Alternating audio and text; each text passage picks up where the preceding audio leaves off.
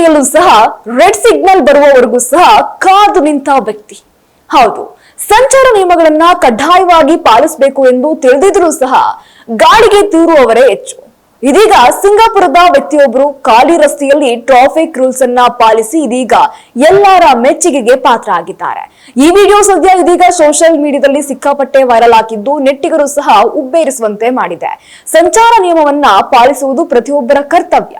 ಆದ್ರೆ ಕೆಲವರು ಹೆಲ್ಮೆಟ್ ಧರಿಸಲ್ಲ, ಅದೇ ರೀತಿಯಾಗಿ ಸೀಟ್ ಬೆಲ್ಟ್ ಕೂಡ ಧರಿಸಲ್ಲ. ಇನ್ನು ಗ್ರೀನ್ ಸಿಗ್ನಲ್ ಬರುವವರೆಗೂ ಸಹ ಕಾಯದೆ ವಾಹನವನ್ನ ಚಲಾಯಿಸಿ ಟ್ರಾಫಿಕ್ ರೂಲ್ಸ್ ಅನ್ನ ಬ್ರೇಕ್ ಮಾಡ್ತಾರೆ.